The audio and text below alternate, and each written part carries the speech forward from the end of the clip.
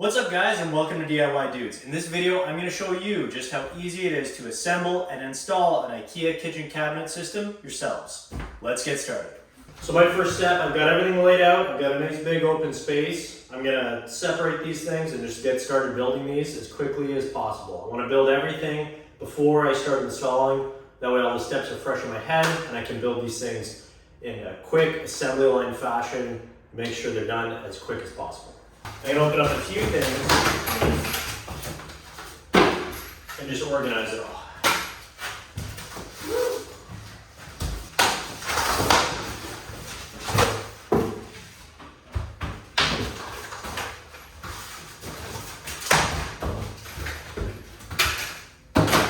So guys, very important, the first step is mark all your layout out literally on the wall. So I've gone through and pre-marked this. And just to show you guys what I've got going on, I've used a couple key points to start my layout. For the base, the starting point is the corner. For the upper cabinets, the layout is the alignment of the base. So what I mean by that is my lower cabinet comes out 26 inches from the wall.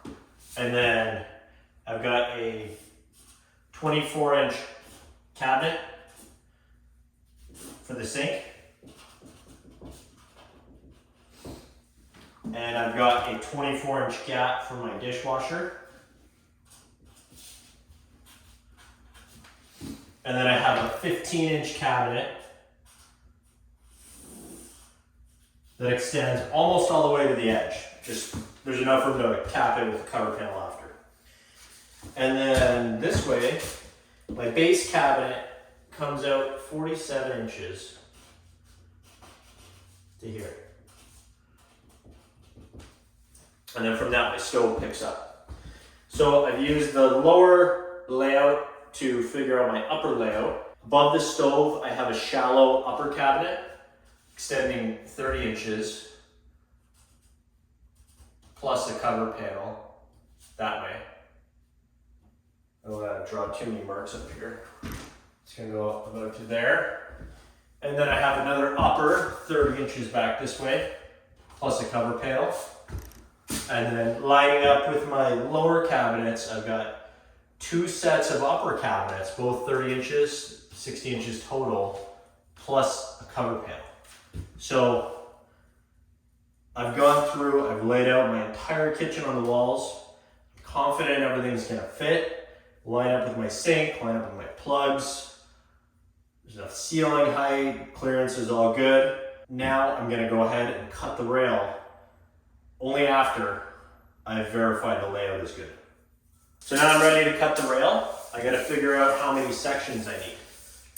So I know, I don't even have to measure. I know this is a 30-inch cabinet, this is a 30-inch cabinet, and I've got a 1/2-inch cover panel in between those two that I need to account for. So therefore, this rail is going to be 60.5 inches.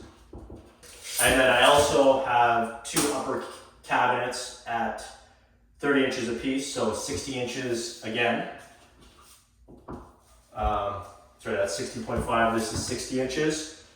I'm not accounting for the cover panel on the outside because the rail doesn't extend past.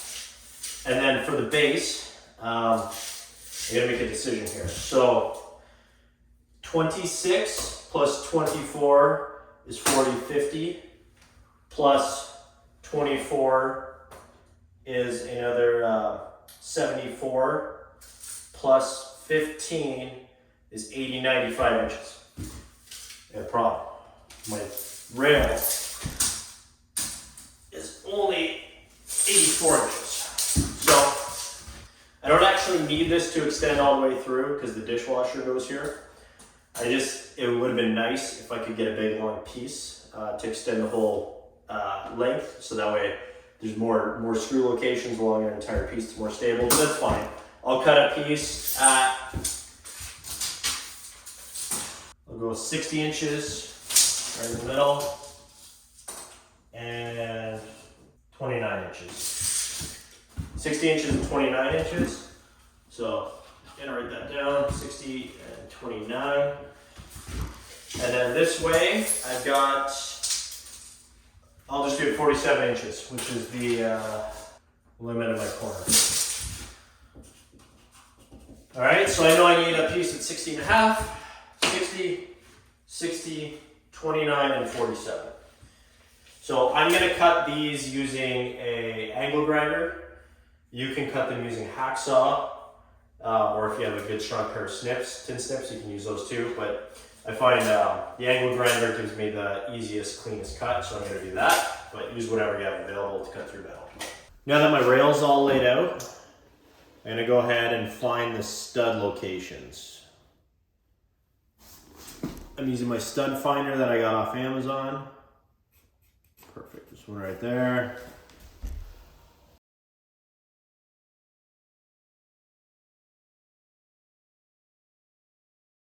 So these studs should be at every 16 inches. The reason I'm pre-marking this all is I'm gonna try and line it up with the holes on the rail. When you line up your rail, there's all these prefabricated holes, and those usually should line up pretty close with the 16-inch spacing that's typical of most home construction.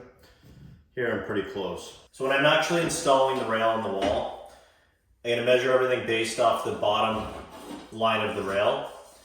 The Ikea instructions tell me that that needs to be 32 and 3/16 from the floor. So my floor, I'm still gonna add half an inch of flooring to that. So I'm gonna go 32 and 3/16 plus half an inch. Should be 32 and 5/8.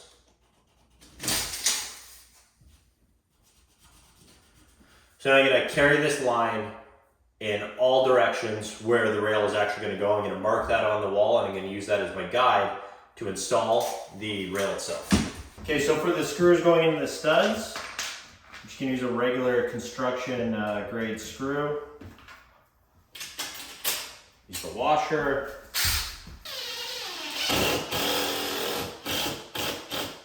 So this one I'm actually gonna caulk the screw at an angle. Check this. Good.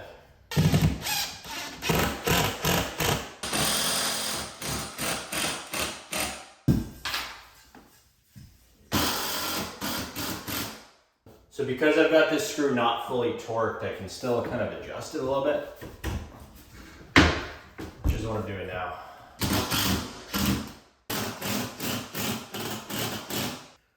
So I've got a bit of a problem here. So I could do two things. So I'm gonna try and caulk the screw at a steep angle to get this stud.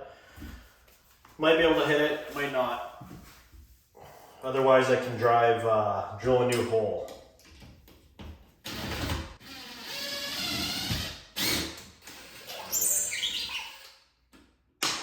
No way.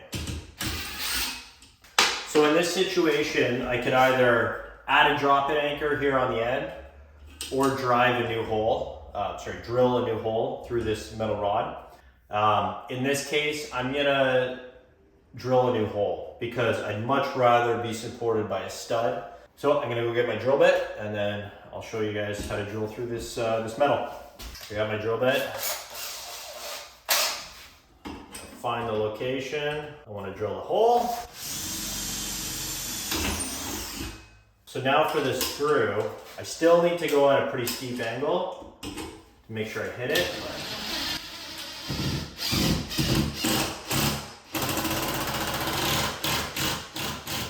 So I've got this rail supported by a lot of studs at a good equal spacing, with an anchor point filling the one gap where it had some weird spacing on the studs, but this thing's perfect. It's not going anywhere.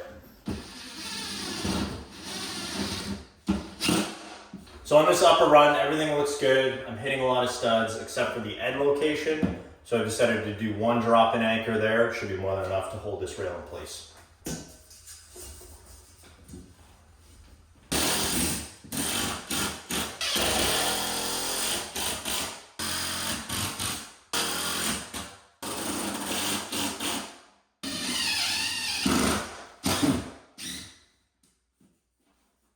All right, my last rail, you're gonna go somewhere right like that. Okay, make sure this is 100% level. And I'm gonna go ahead and crank this down.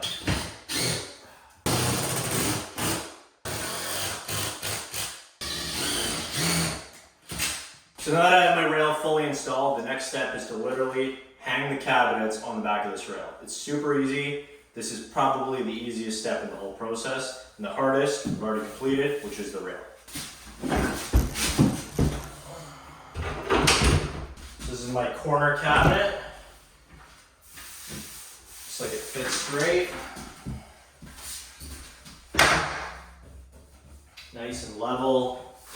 Once I get them fully installed or hung, I'll get them all secured into place to one another and then get the legs installed. But for now, just hang them right on the rail as quick as you can. I forgot, for this one, I've got a bit of a problem. I need to cut out the openings for my plumbing. So this is pretty easy. Just get a spade drill bit or a hole saw bit. In my case, I've got 2 openings I gotta deal with. One for the hot water, the cold water, and the sink drain. So what I'm doing is I'm just kind of field fitting the location of these pipes. So I got my cabinet literally resting on top of the drain, and I'm gonna mark on the cabinet the alignment of the drain and the pipes.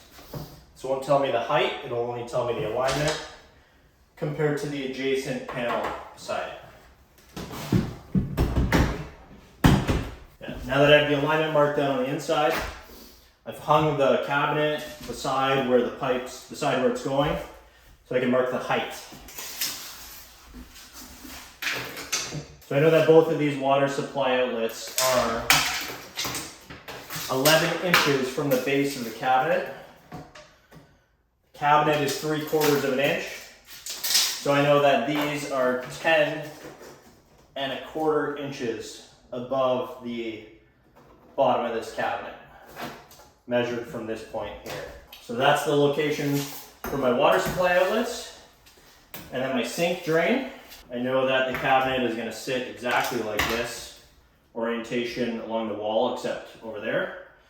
So the center of my hole is about 4 inches. About 4 inches from the back of the cabinet.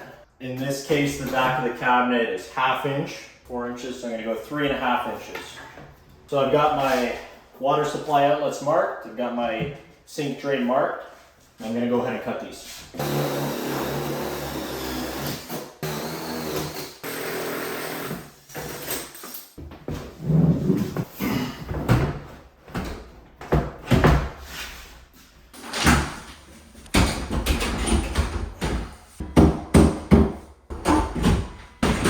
Okay, so I got my 2 uppers up on the wall, the first 2 uppers. Next step is to level these guys out. Basically screw them to one another. I'm gonna get these last 2 up on the wall, and then get everything leveled and secured in place. Okay, so I'm gonna mark the location for my hole that I need to create for my electrical feed. So none of these wires are live yet, so I'm not worried about electrocuting myself.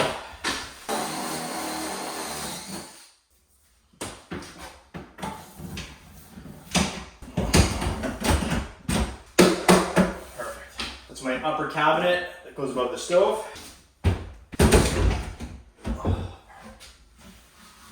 Once everything's installed, I'm going to do a couple of built-in shelves in the corner, and this is going to look awesome.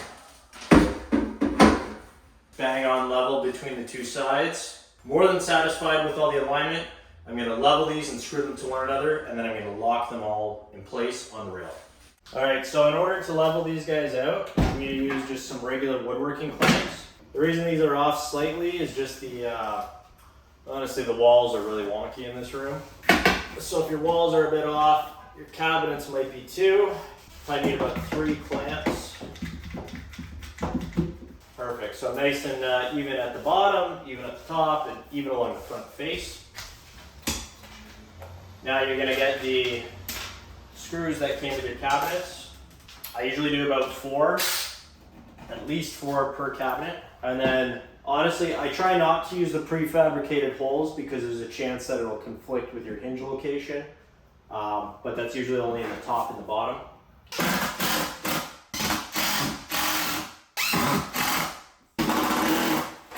4.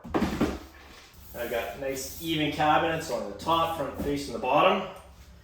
And then the last step is I'm going to lock the cabinets to the rail. So Ikea has these proprietary clips that mount here and turn in place to make sure you can't knock the cabinet inadvertently off the rail. It's a big safety feature. Make sure you install it. So they slide in place and then quarter turn. And then this whole unsightly hardware system gets covered up by this nice, clean, crisp cap. Slides into place. I'm gonna do that for the rest, and this will look great. Guys, for the next step, I'm gonna go ahead and install the doors. I'm just gonna show you exactly how easy it is. These Ikea hinges are awesome. They're made by Bloom. They're very good quality. Everything you need comes in this bag, and it's very minimal tools to assemble these. The hinges themselves snap in place. The only thing you're going to need is a Phillips head screwdriver to screw the anchor point to the cabinet in the prefabricated slots, so it's all very easy. So these guys actually slide into the pre-drilled holes and literally snap the clamp down, and it's installed.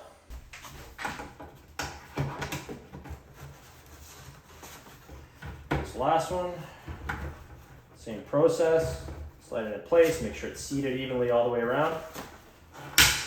Snap it in place. And then these anchor points are what go into the prefabricated holes in the cabinets.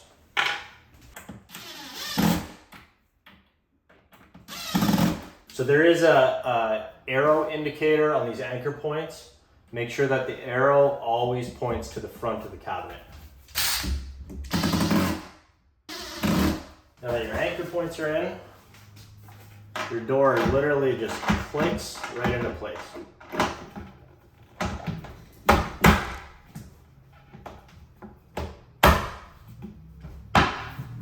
Perfect. So the process that I use to install this first door, I'm going to use to quickly install all of the remaining doors.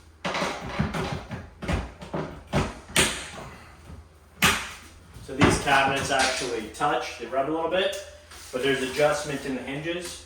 Once I get everything installed, you can do a few minor tweaks to close up the gaps or open the gaps as needed, or move the doors up and down. It's very easy. The last thing I did on this cabinet set, I installed the door stoppers in place. So it's just a little buffer so the cabinet doors don't smack the front of the cabinet.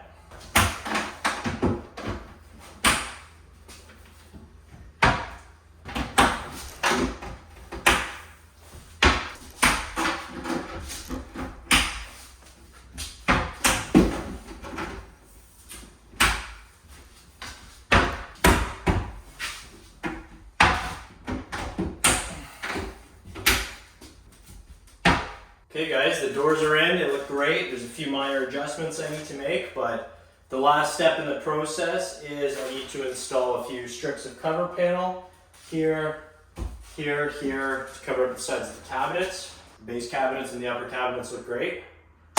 Can't wait to finish this up. So once your base cabinets are installed, now is a good time to install the legs. The legs aren't really needed to support the cabinets, the weight of the cabinets. They're more of just a stability thing. So the legs actually basically just snap together. There's 2 different pieces.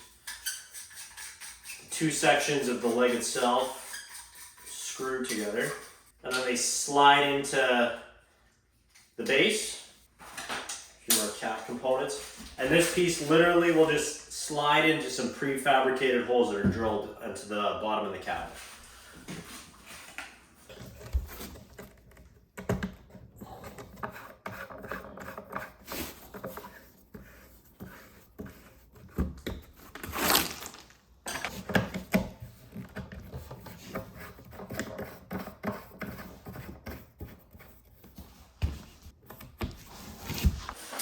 So the main purpose of the legs is going to stabilize the front of the cabinets but also the kick plate will actually snap in and snap right to the legs to cover up the bottom gap here.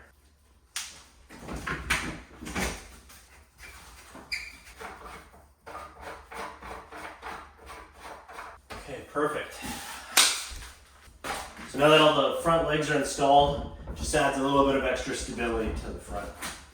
So next up is I'm going to install the cover panel, which is going to cap off all these unsightly white ends. Because these are prefab from Ikea, obviously, but they're set to a certain height.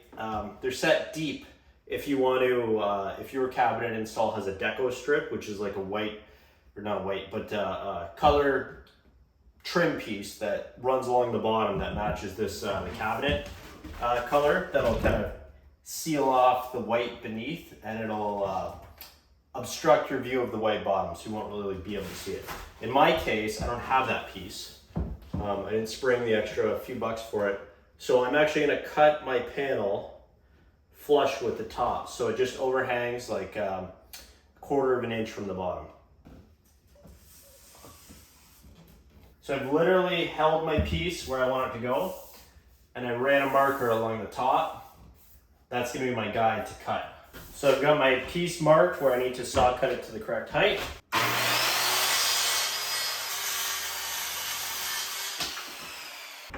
Just going to quickly uninstall this covered door. In order to install this piece, you're going to have to clamp it to the side of the cabinet using these woodworking clamps. Usually 2 or 3 will get the job done. Looks great.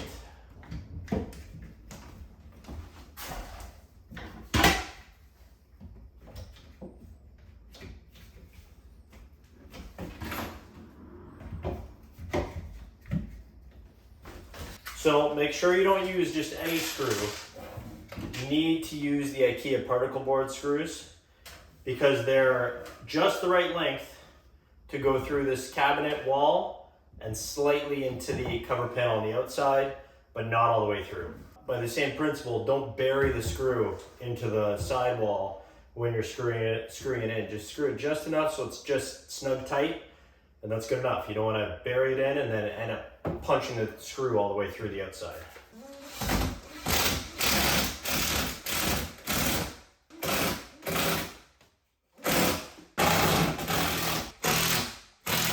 Snap the door back into place.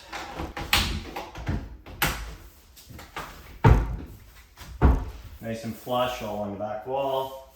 Even reveal, and then even reveal where it joins with the door. Everything's perfectly level. So the only other situation you're going to come across with these cover panels is if you're installing the cover panel in an area where you have the rail passing through. Because the rail on the wall is going to force the cover panel to not sit flush with the wall. So you're going to have to cut, in my case, I'm going to have to cut this to length.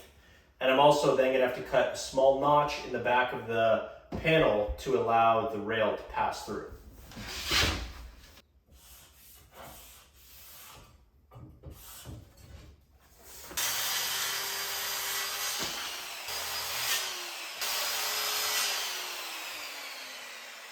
As you guys can see, I've cut an additional notch in the back of this piece. It's going to allow the rail to not push on the back face of this.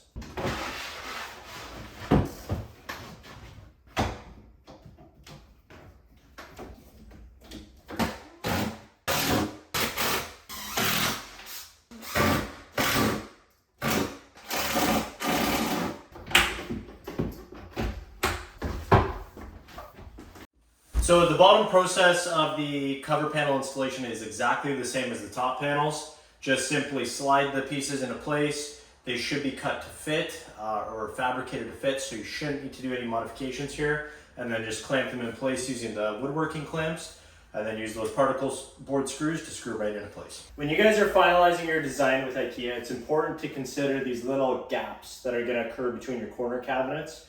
This will vary based on the size of your room, There might not be a gap here at all, or you might have a 2 or a 3 inch gap. In my case, I have about a 2 inch gap in this area. So I have a leftover cover panel that I'm actually gonna measure and cut as required to fill in this strip. I wanna make sure that I leave enough space off of the side of the cabinets to allow them to open properly. And then I wanna make sure that I cut this in a way that the exposed edge is in the back, and then you have a nice clean edge on the side that you'll visually see in the front. So I need a piece 30 inches. Just using my T-square to make sure I get a nice straight line. I'm just gonna mark and cut that.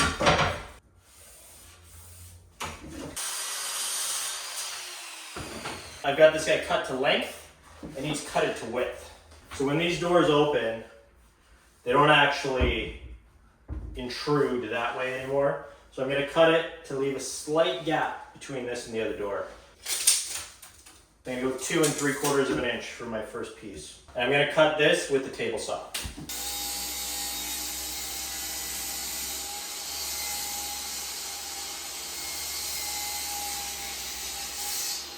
So I've got my first piece cut. So before I install it, I want to cut my next piece, just to make sure everything fits nicely before I secure it in place.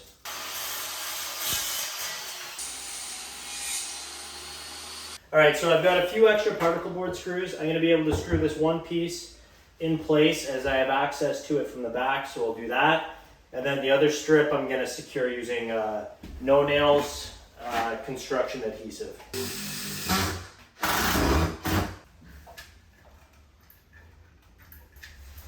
So don't go crazy with the glue, just enough to secure it in place. You don't want to put so much in it that it starts oozing out the sides once you secure the panel down.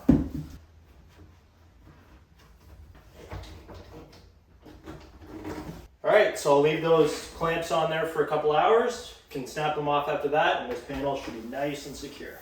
All right, guys, now I'm going to show you just how easy it is to assemble and install the drawers. They look really technical and scary, but honestly, they're pretty simple and highly adjustable. So even if you make a mistake, don't worry about it. So first thing, we'll lay them out. So these two pieces are the rails that actually mount to the sides of your cabinets. These form the side walls of the drawer. This piece is your bottom. Click. Take your drawer, so make sure these slotted edges, those go down, like so, and you want your finished edge on the front of the drawer. So this is the part where you got to make sure you check your instructions. Based on, so I've got my drawer front here, and based on the size of the drawer, this hardware goes in a certain way. It's a little, this drawer is actually easy because there's only one set of rails, but a lot of times with the higher drawers, they actually have a second set of hardware that goes above it to form a support rail on the side. So just make sure you check your instructions, make sure that your drawer front is the correct way when you're installing these. So I have my tag that matches up with the tag location in the instructions, and looking at the instructions, I know I'm supposed to install these things with this long side pointing towards the tag. And I'm supposed to install them on these two holes, not this top one. So this tag is the bottom of the drawer.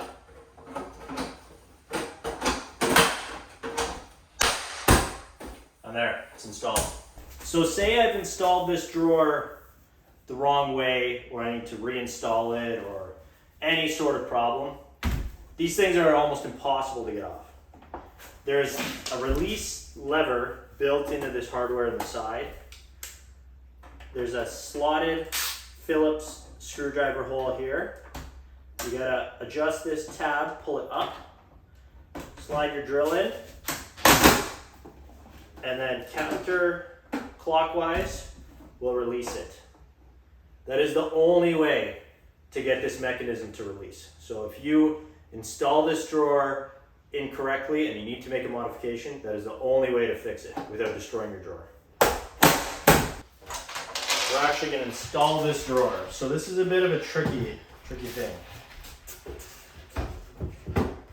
It's always hard for me to tell exactly which holes to install the rail into.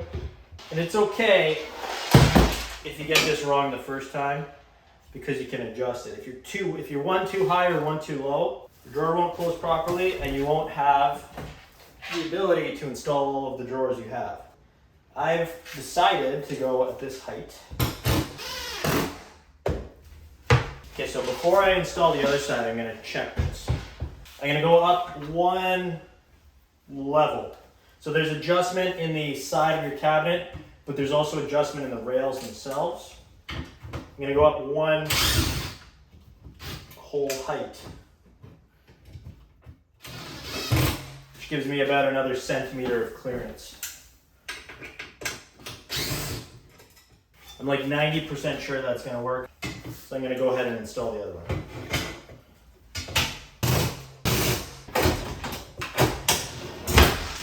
So these are soft close hinges. They just snap in place at the back of the drawer.